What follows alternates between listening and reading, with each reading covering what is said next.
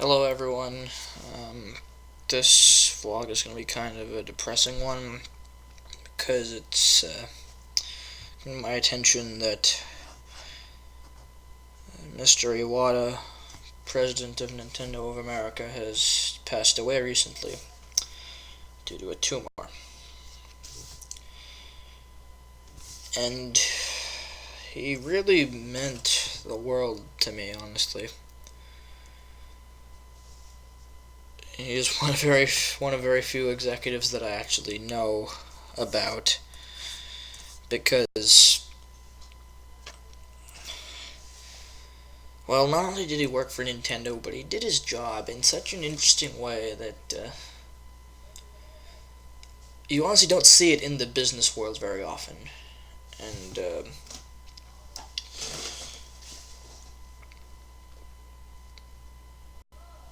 as someone who obviously loves Nintendo games, but also is a fan of startup businesses and all, I actually like studying that. His his work as a businessman was actually very, very good, if I must say so myself. I haven't seen it very often in a lot of places. So let me give some information on what exactly happened. He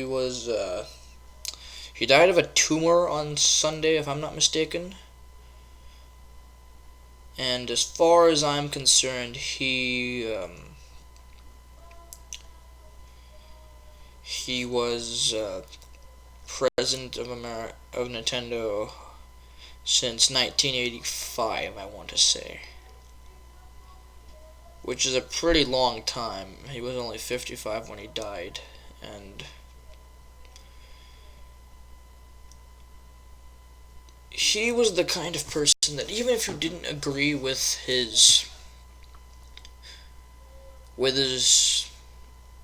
business decisions at all, like maybe you thought the Wii U was a terrible flop, and there are actual reasons for why someone would believe that, and maybe you didn't like the way he handled it, but you had to at least admire the fact that he wasn't in it for the money. He wasn't selfish. He was there to make life better.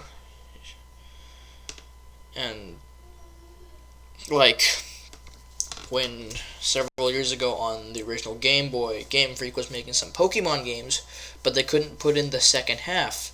So what he did, well, they couldn't put in the second half due to the fact that the game was already so big, and basically he compressed the rest of the game and put in the second half all by himself. He was that kind of genius programmer. He even coded Earthbound from scratch when it was basically a pile of spaghetti code that wasn't probably 10% functional in a week's time. He was a genius programmer.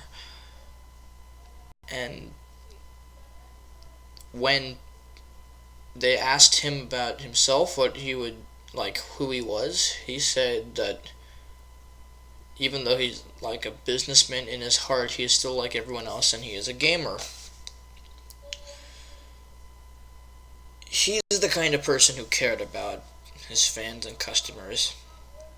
He's not one of those greedy corporate executives that was in it for just the money. And to top it off, a great example of this is that when ultimately, quite recently, Nintendo was not doing very well financially, most other companies would cut the workers responsible for working on the thing that caused the problem, even though it might have been a business executive's decision to ask them to work on it. But he instead took a pay cut so none of his workers suffer for his mistake. And I think he deserves a lot of respect for all he's done, greatly, and for what all he's stood for. And it it truly breaks my heart to say that he's gone.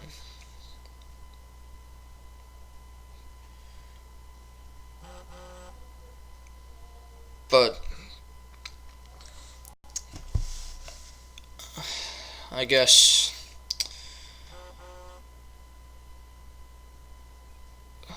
Oh, thank you, Mr. Iwata, for all you've done. You've really made Nintendo great. I think another thing I should mention is that a lot of Japanese gaming companies from way back in the day didn't exactly survive. And, well, those that did, like Capcom and Konami and Namco, they just aren't really good at all. But for what it's worth, Nintendo is actually pretty alright. I mean, they've made their fair share of mistakes, and they're not the same from the NES days, if you ask me, but they are still there, and they're still kicking. Even if they're not working out too well, they still are financially stable and not declaring bankruptcy. So that uh, closes it off. Thank you, Mr. Iwata, for everything you've done. You shall be missed. That about that. I think that just wraps about all my thoughts. So thank you for listening, and God bless Nintendo.